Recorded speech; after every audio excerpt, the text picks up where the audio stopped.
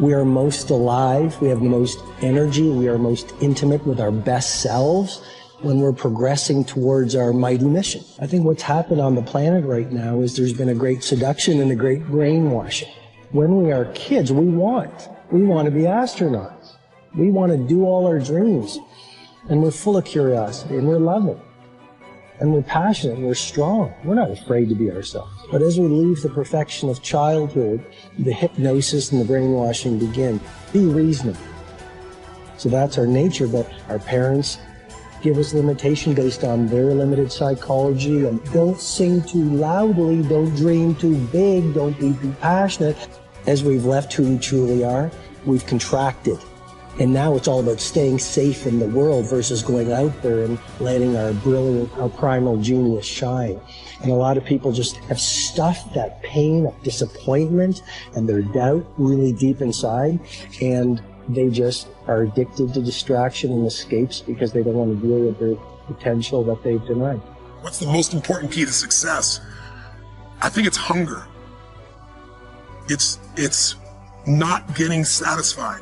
A hunger that doesn't go, a hunger to learn, a hunger to grow, a hunger to serve, a hunger to give, a hunger to create breakthroughs. Most people are hungry until they make a certain amount of money and then they get comfortable.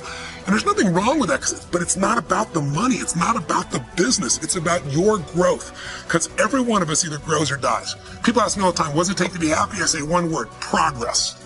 Progress equals happiness, because achieving a goal feels good for how long? A week, a month, 3 months, and then there needs to be something else. And the reason for something else is because you got to grow. I want to find more. All I can. And in that sack of you have to dive in that to find more. Because if you're not willing to go in there and face yourself, I can find anything.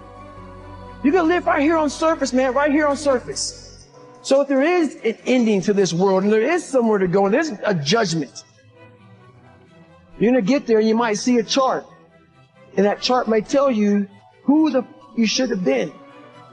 And now you get the rest of your life to think about that. Now I could have lived a much better life. I just would have just suffered a little bit more. Success is not going to show up at your front door and knock on it and say, here I am.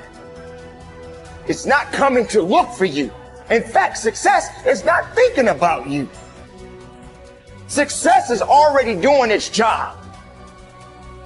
You got to be willing to do your job. Each and every day that you are breathing in this world, each and every day that you are doing something in this world, you should be focusing on getting better, not worse. You should be understanding that, hey, I can't be this same person on a day in, day out type of way. I got to keep focusing and going further and going harder and going stronger and pushing myself till there's nothing else left to push forward. So now's the time for you to hit the gym of your life and start exercising your self-discipline muscle. No more talk, no more excuses. From this moment forward, it's all about massive execution. Will there be days that you don't feel like it? Yes. Will there be days that you want to stop? Yes. Will there be days that you want to give up? Yes. Will there be days that you want to quit? Yes. Listen to me. Quitting is never an option. We've all bought into a lie. We've bought into a lie that confidence is belief in self. And so when you're in a situation which is normal, where you don't believe in yourself, you're like, oh my God, I have no confidence. The truth is, and I want you to walk out of here with a new definition of confidence. Confidence is the willingness to try. Because when you try and you take action, what happens, and what's happened for France, is that when she sees herself taking action, what happens is she sees herself being the kind of person that takes action. So she has evidence that she can rely on herself. And that action is what builds confidence. It doesn't start with belief. The real way for most of us is not to wait to believe, but to push ourselves to act. And through the action, you will build the belief. We're built to walk uphill. And when you reach the pinnacle of the hill, you want to stop and appreciate the vision, but the next thing you want is a higher hill in the distance, because it's the uphill climb that it's from the uphill climb that we derive our value, and I mean this technically. So almost all the positive emotion we feel, especially the emotion that fills us with enthusiasm, and that's to be filled with the Spirit of God, by the way, because that's what enthusiasm means. That's experienced in relationship to a goal. And so in some sense, and this is part of the religious enterprise, you want a goal that you can never attain, right? So you can always move closer to the goal that recedes as you move towards it. You think, well, that's frustrating. It's like Sisyphus pushing the rock uphill. But it's not, because as you pursue that goal, you put yourself together and your life does get better and richer and more abundant. And that's why the highest levels of virtue and goal are in some sense transcendent. You want them to be above everything you're doing, so you can continually move towards something that's more sublime and better. That's what you are. You're here to live, not to sleep. I didn't study, I didn't study a book. I literally put myself in a fire repeatedly, like a sword.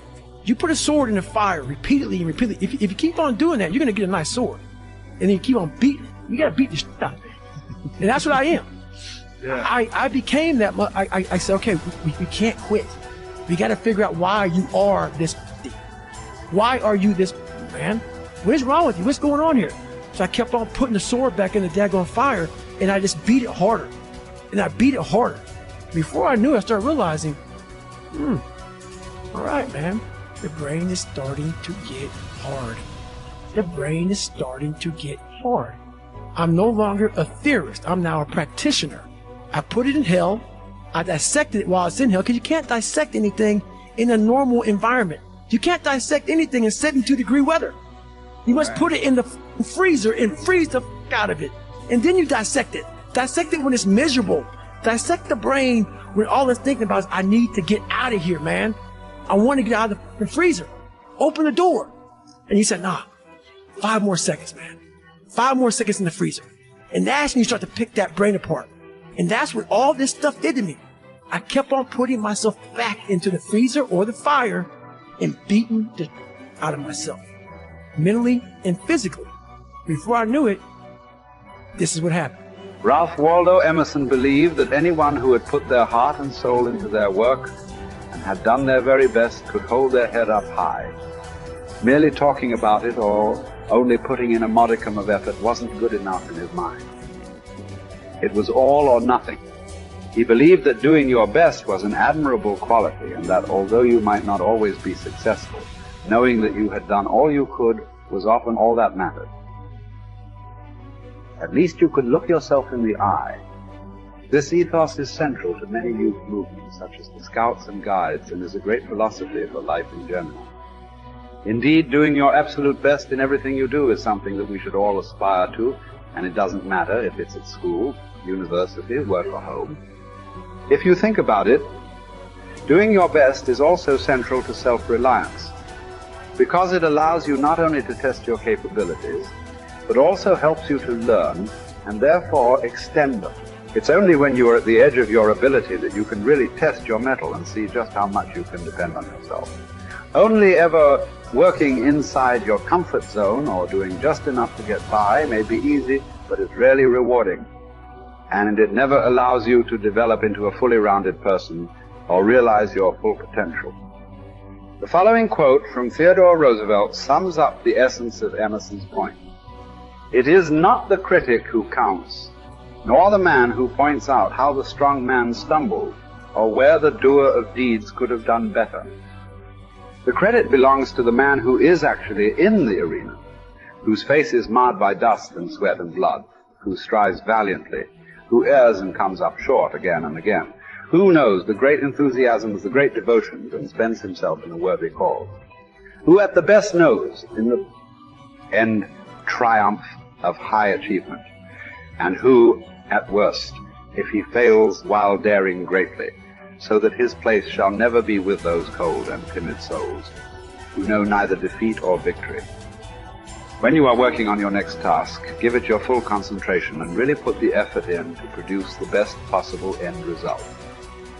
Even if it doesn't lead to glittering success, you should be proud of yourself for doing your very best. No man fails who does his best.